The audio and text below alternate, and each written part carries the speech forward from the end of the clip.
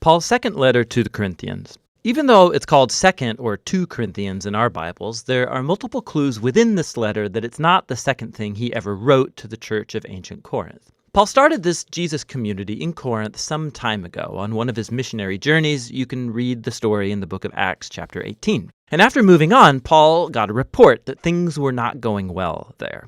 So he wrote the letter that we call 1 Corinthians to correct these problems. And it appears that many in the church rejected Paul's teaching in that letter and rebelled against his authority. And so we learn in this letter that Paul had followed up in person with what he calls the painful visit. And after that, he sent a letter which he says was written with anguish and tears. And so after all these measures, most, but not all of the Corinthians realized their arrogance and they apologized to Paul. They wanted to reconcile. And so Paul wrote this letter to assure them of his love and commitment.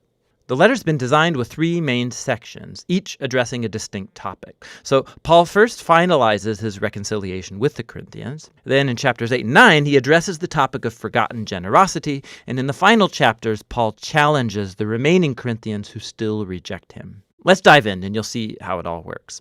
So Paul opens up by thanking the God of all mercy and comfort, who brought peace and encouragement to him and the Corinthians during this time of division and dispute. He acknowledges that things have been tense since this painful visit, and he makes clear he's forgiven them. He wants an open and honest relationship. But why had they rejected Paul in the first place? Well, we discover later in this letter that the Corinthians had disregarded Paul as a leader.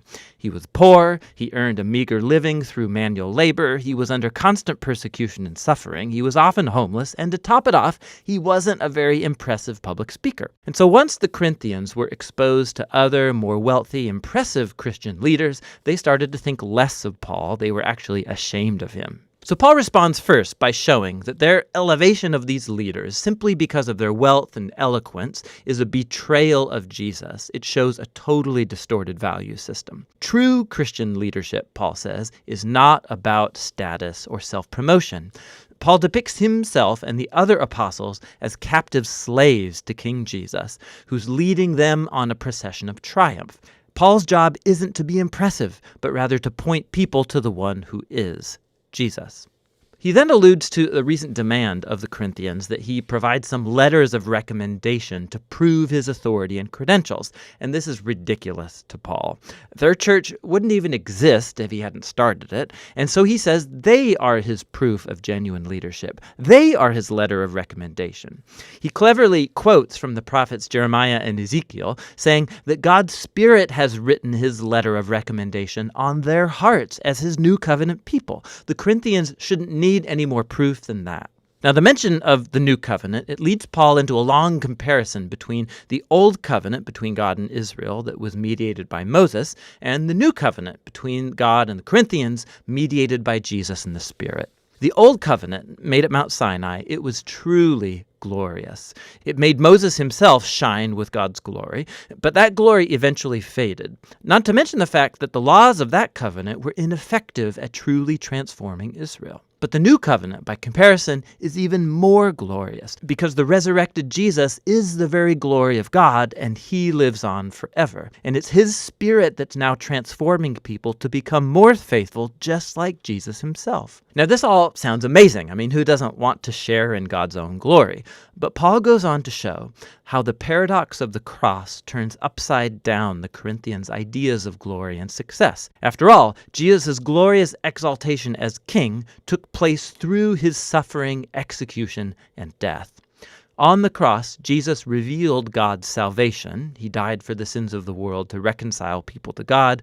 But the cross does even more. It reveals God's character. He's a being of utter self-giving, suffering love that seeks the well-being of others. The cross also reveals a new cruciform way of life. And Paul's goal is that his life and ministry imitates the cross. So although his apostolic career, it's been marked by humility, suffering, by poverty, it was all to serve the Corinthians. And so when they disapprove of Paul's poverty and suffering, they disapprove of Jesus too. Paul's way of life and leadership is actually the proof that he authentically represents the crucified and risen Jesus.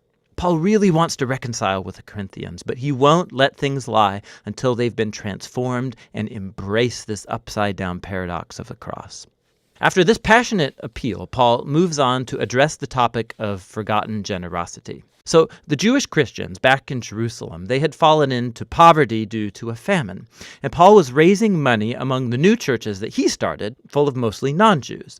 They would all send a relief gift as a symbol of their unity in the Messiah, Jesus. And so many of his churches, they were thrilled to give. But the Corinthians, in the midst of all this conflict with Paul, hadn't saved up for the gift. And for Paul, this isn't just about money. It's another sign that the Corinthians have not been transformed by the gospel about Jesus, which, at its heart, is a story of generosity. Paul says, "You know the generous grace of our Lord Jesus the Messiah, that even though he was rich, for your sake he became poor, so that through his poverty you might become rich." He's telling the story of the gospel through financial metaphors. Jesus gave up his glorious honor, or wealth, and he lowered himself to die like a poor slave, so that other people who are impoverished through sin and death can be exalted and become wealthy through the riches of God's grace.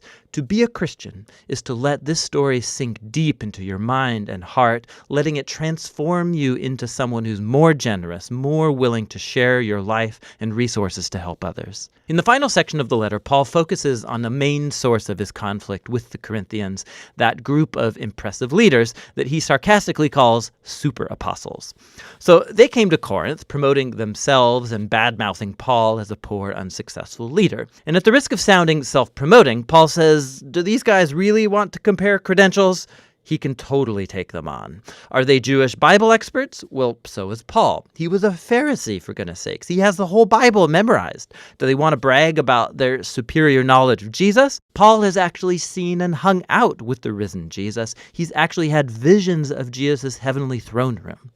But more importantly, Paul has given his entire life to the mission of Jesus. He sacrificed comfort and stability, and he never asked the Corinthians for money. Unlike the super apostles who charged a lot, Paul earned his own living. But, Paul says, he refuses to brag about these accomplishments because these aren't the things that really matter as a Christian. Instead, what he'll brag about is how flawed and how weak he is, because it's in those inadequacies that he discovers the love and mercy of Jesus. Or as Jesus once told Paul, "My grace is sufficient for you. My power is made perfect through weakness." Paul concludes the letter with a sober warning to the Corinthians. They need to check themselves. Their contempt for Paul, his way of life, their love for these super apostles, it all shows that they don't grasp who Jesus is on a fundamental level. They're not living like transformed followers of Jesus, and so he invites them once again to humble themselves before the love of Jesus. 2 Corinthians gives us a really unique window into the life of Paul and the paradox set before us by the cross of Jesus. The cross challenges our values, our ways of seeing the world. We value success, education, wealth, but God values humility and weakness because his love and power were made known through the suffering, death, and the resurrection of Jesus. The cross also unleashes the transforming power and presence of the Spirit to empower Jesus' followers to take up his cruciform way of life and make it their own. And that's what 2 Corinthians is all about.